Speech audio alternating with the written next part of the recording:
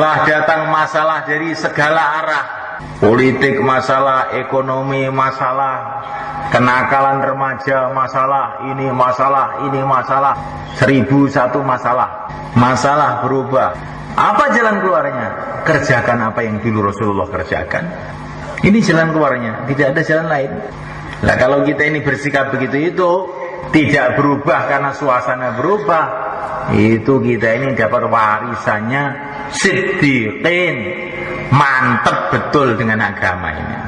Suasana berubah, zaman berubah, tapi Allah tidak berubah. Yang berkuasa zaman dulu, yang berkuasa zaman sekarang sama aja, hanya Allah saja. Maka jalan keluar untuk menghadapi masalah hanya satu, taat kepada Allah. Sudah, perintah Allah itu apa dikerjakan, udah itu aja. Yang kita minta itu supaya kita jadi orang siddiqin, mantap betul dengan agama ini.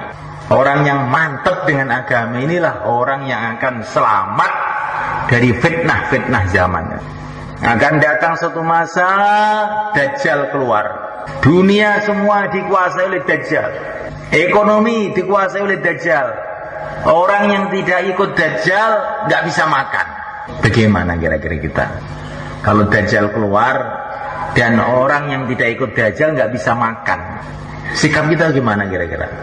Ikut Dajjal apa tidak? Lu nggak bisa makan dah. Orang yang tidak ikut Dajjal nggak bisa makan. Nah, orang yang yakinnya kepada makanan, dah akan jadi muridnya Dajjal yang paling setia. Para sahabat tanya, ya Rasulullah, bagaimana keadaan orang iman pada waktu itu? Nabi mengatakan orang iman pada waktu itu cukup baca tasbih sudah kenyang. Subhanallah, subhanallah, sudah kenyang. Maka kalau Dajjal keluar, ini doanya ini aja. Waktu itu kok kita pikir ekonomi, kita pikir makanan, oh langsung jadi muridnya Dajjal. Seluruh teknologi dikasihkan kepada Dajjal. Teknologi yang paling canggih diberikan kepada Dajjal. Dajjal kalau putar dunia sudah sampai melebihi pesawat supersonik. Nah, orang yang kagum dengan teknologi langsung jadi murid pertamanya Dajjal. Sihir yang paling hebat Allah berikan kepada Dajjal pada waktu itu. Orang mati dibangunin sama Dajjal. Bangun, bangun, bangun. Langsung pada bangun dari kuburan. Dia bilang, ini loh Tuhan kamu. Dajjal ini Tuhan kamu, kamu ikut. Nah, bagaimana kalau orang takjub dengan yang ajaib-ajaib? Nah, langsung sendiko Gusti. Jadi murid Dajjal. Maka kita ini belajar dari siddiqin, orang yang mantap.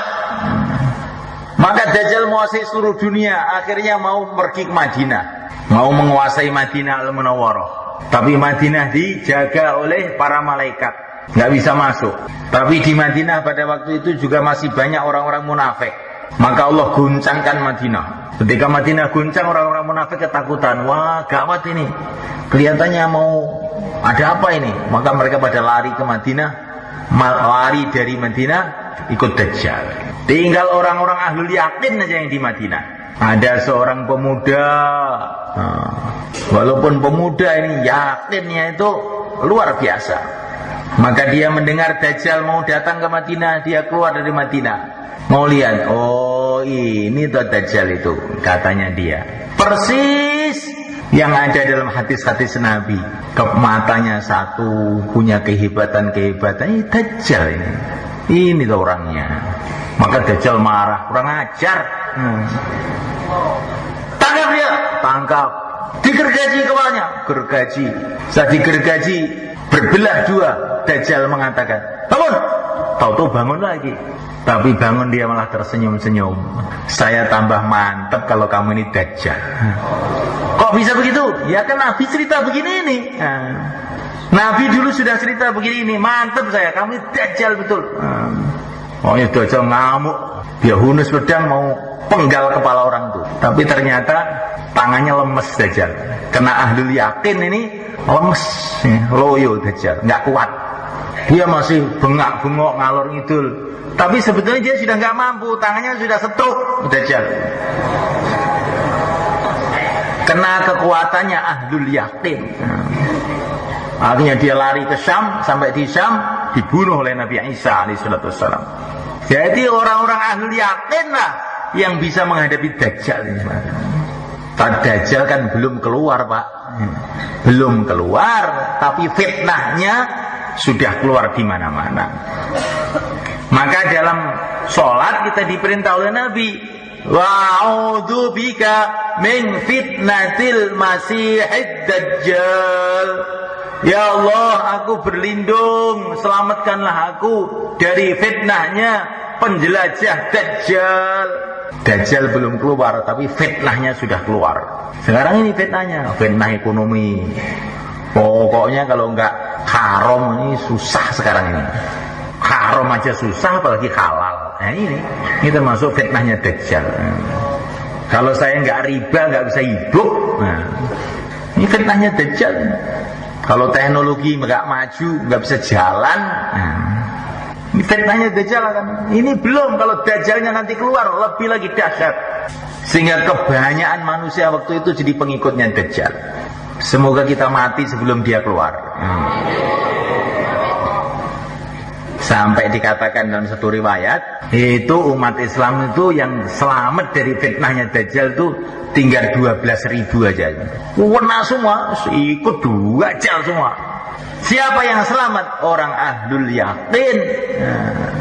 Bukan orang ahli ngomong, bukan orang ahli teknologi, bukan orang ahli ekonomi, bukan orang ahli pencak silat, bukan orang ahli, nggak ada apa-apanya. Ahlul yakin yang mantap dengan agama Allah, itu yang selamat dari Dajjal. Dan Dajjal itu seperti namanya, Dajjal itu maknanya penipu. Jadi dia ini seperti baik tapi itu menjerumuskan. Itu nama Dajjal itu. Maka kalau kamu dengar ini baik, ini baik, hati-hati itu. Dajjal itu juga begitu itu. Dajjal itu senantiasa ngomong saya ini baik, saya ini penyelamat.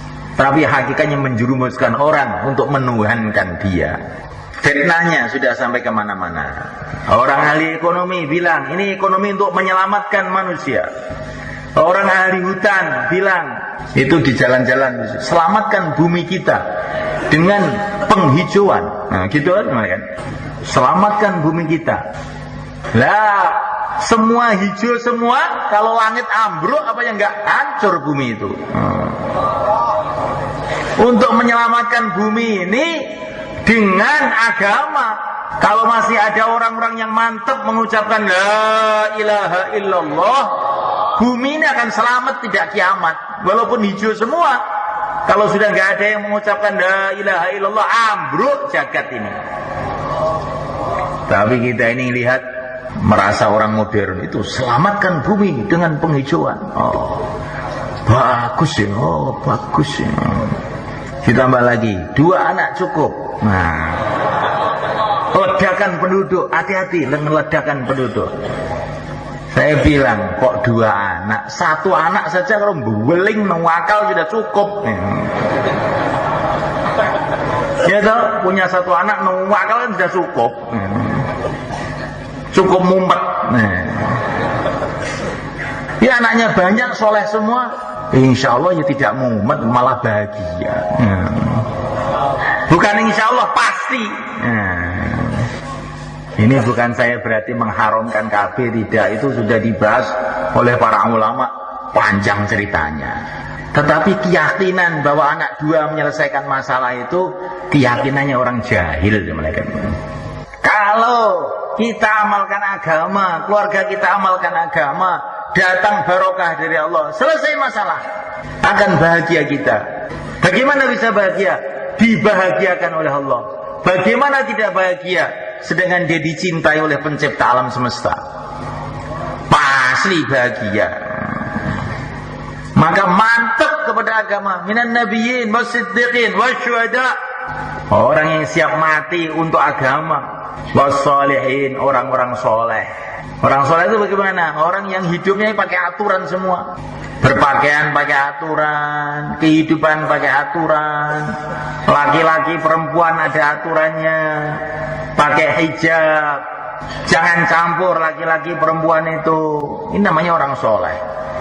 Ada orang ngomong-ngomong dengan perempuan bukan mahramnya, bukan istrinya. Kamu jangan begitu.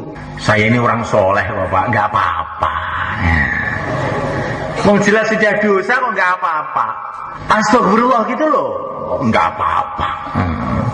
Namanya maling itu apa yang ngomong kalau saya maling? Kalau maling itu kelihatannya pura-pura kayak main-main. Tahu-tahu maling. Begitu juga setan malaikat. Untuk merusak kita, laki-laki, perempuan, kelihatannya nggak apa-apa. Ini kegiatan kok ekstrakurikuler. Apa ekstrakurikuler? Kegiatan maksiat gitu aja loh kok. Dodo. Nah itu bagaimana? Ya itulah fitnahnya Dajjal. Jangan bagaimana-bagaimana. Ya.